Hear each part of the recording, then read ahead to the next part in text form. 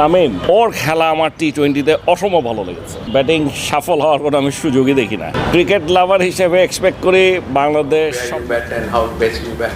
এক একজনের এক এক রকমের অভিমত দিতে পারে, সেইটা আমি মনে করি ওদের ইনফ্লুয়েন্স হওয়ার কোনো কারণ নেই।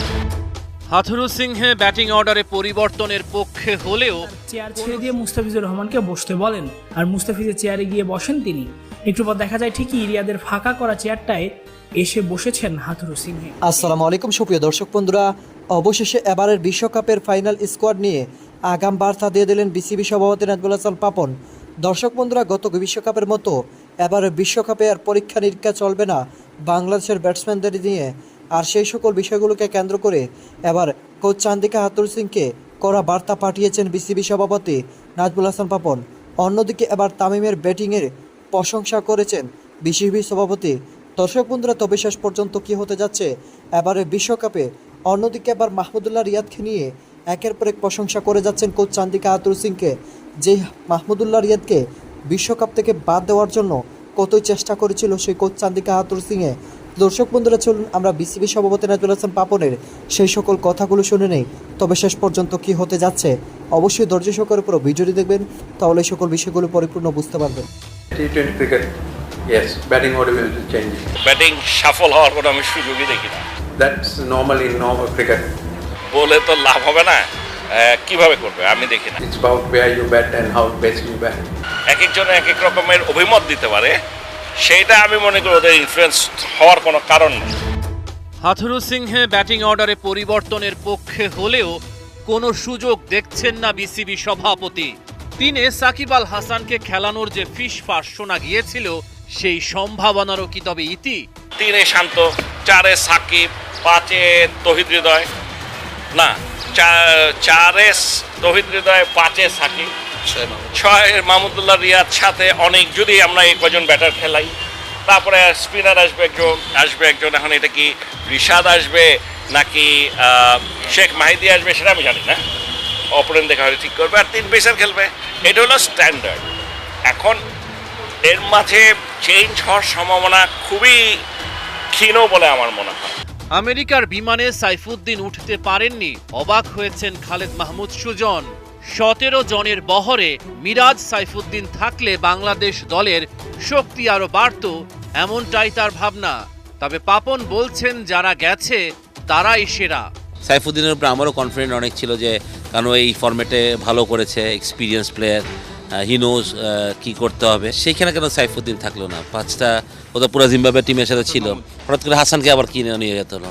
মানে এইটা আমি একটু বেট সারপ্রাইজ। কোনো ধরনের সন্দেহ নাই যে যারা গেছে দে আর দ্য বেস্ট, এই ব্যাপারে কোনো সন্দেহ নাই। আফিফের ব্যাপারটাও আমি বেট সারপ্রাইজ, যে কোনো ম্যাচই খেললো না, বাদ পড়ে গেল, আবার তাকে 17 জনের একটা ট্যুর করালো।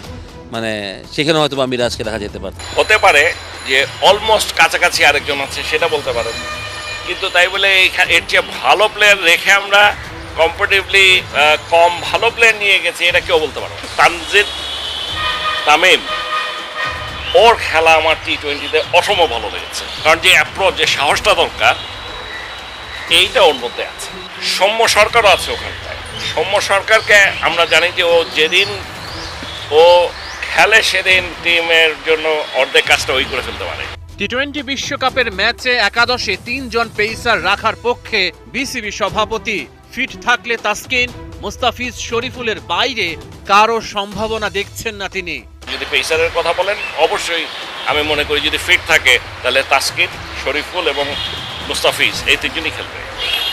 তামিম ওর খেলা আমার টি-20-তে অসম ভালো লেগেছে। ব্যাটিং সফল হওয়ার কোনো আমি সুযোগই দেখি না। ক্রিকেট লাভার হিসেবে এক্সপেক্ট করি বাংলাদেশ সব ম্যাচ জিতুক, টি-20-তে কোনো সুযোগ নাই। আমরা আরেকটা প্রশ্ন, সেটা হচ্ছে যে দেশ ছাড়ার আগে চান্দিকা হাথুরু সিং বলে গিয়েছিলেন এবার বিশ্বকাপে ব্যাটিংয়ে সাফল হতে পারে। গত বিশ্বকাপটা ওয়ানডে বিশ্বকাপটা আমাদের ভালো যায়নি, অনেকে দায়ী করছিলেন যে এটা একটা কারণ হতে পারে। এই বিষয়টা না আপনি কতটা জানেন, আর এই বিষয়টা আপনি কীভাবে দেখছেন যে ব্যাটিংয়ে সাফলটা হওয়াটা? আমি ব্যাটিং সফল হওয়ার কোনো আমি সুযোগই দেখি না। মানে এটা বলে তো লাভ হবে না, কিভাবে করবে আমি দেখি না। কারণ আপনার হয়েছে কি, এখন এগুলো নিয়ে যত এক একজনের এক এক রকমের অভিমত দিতে পারে, সেইটা আমি মনে করি ওদের ইনফ্লুয়েন্স হওয়ার কোনো কারণ নেই। আমাকে যদি জিজ্ঞেস করেন আমাদের ওপেনিংয়ে 3 জনের মধ্যে কোন 2 জন খেলবে, এটা আমি বলতে পারছি না এখন। বাট এই 3 জনের মধ্যে 2 জন খেলবে। 3-এ শান্ত, 4-এ সাকিব, 5-এ তৌহিদ হৃদয়, না 4-এ তৌহিদ হৃদয়, 5-এ সাকিব, 6-এ মাহমুদুল্লাহ রিয়াদ, 7-এ অনেক, যদি আমরা এই কজন ব্যাটার খেলাই, তারপরে স্পিনার আসবে একজন। এখন এটা কি রিশাদ আসবে নাকি শেখ মাহিদি আসবে সেটা আমি জানি না, অপোনেন্ট দেখা হলে ঠিক করবে, আর 3 পেসার খেলবে। এটা হলো স্ট্যান্ডার্ড। এখন এর মাঝে চেঞ্জ হওয়ার সম্ভাবনা খুবই ক্ষীণ বলে আমার মনে হয়।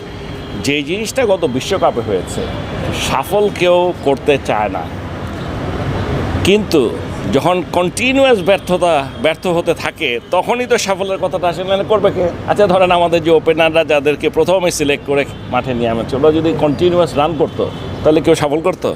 যখন পারছে না তখন নতুন একটা কিছু ট্রাই করে দেখছিল, এইটাকে বলে সফল। এইখানটায় T20-তে আমি তেমন কোনো সম্ভাবনা, মানে আমার কাছে কোনো কারণ এখনও মনে হয়নি যে সফল করতে পারে বা করার প্রয়োজন আছে।